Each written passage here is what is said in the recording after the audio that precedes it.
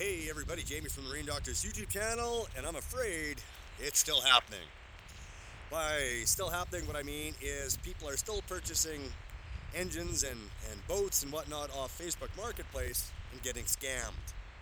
The latest one appeared yesterday when a customer brought in his 140. He called ahead of time and said that he wanted his engine running properly. It didn't appear to have spark, so he wanted to know if I could look at it. And I said, well, did you check the compression? Because, well, you bought it off Facebook Marketplace. And he says, yeah, they're all around the low 100s. So, given my experience with low 100s, I said, well, you need to bring that thing in and I'll scope the engine for you.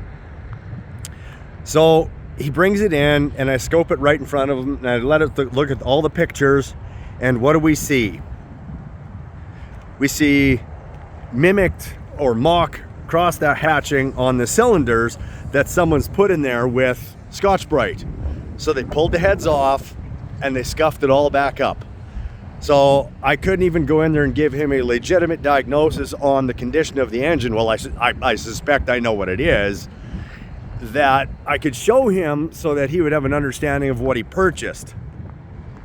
So with that, the scoring that they put on with the Scotch-Brite pads or sandpaper or whatever they used, it hides the information that I needed. So the shadows, the varnish on the walls, so on and so forth, that would show the wear on the engine.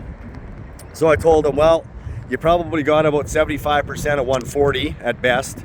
It'll run, it's just not gonna run the way it's supposed to. So, he was not devastated, he wasn't happy, but it was a $1,500 boat, so he didn't have a huge investment in it, right?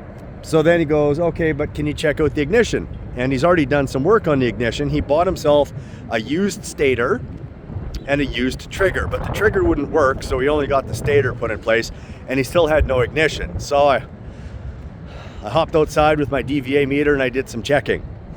And what I found was both power packs had failed at the same time, which I find to be quite rare, but it does happen. And no, it's not the black yellows.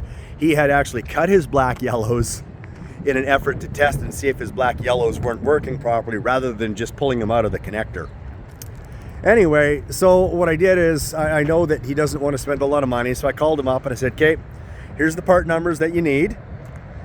Maybe look them up on Amazon and see if you can find some inexpensive parts to throw on here. Throw them on here. If the engine works and works to what you believe it should, then maybe replace them with the OEM ones or a more legitimate aftermarket product that is out there, rather than spending a whole bunch of money. So basically what I did was I refused to sell him the power packs, given the investment that he already had on the engine, to try and save some money.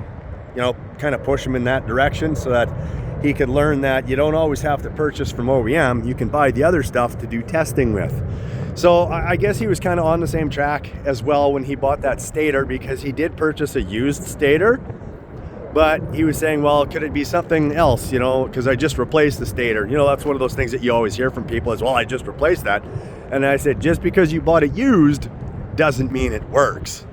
Anyway, there's one thing I want to show you guys. Look what's back. Wait for it. You guys have seen this in videos before, but it's back, and now it's time to fix it.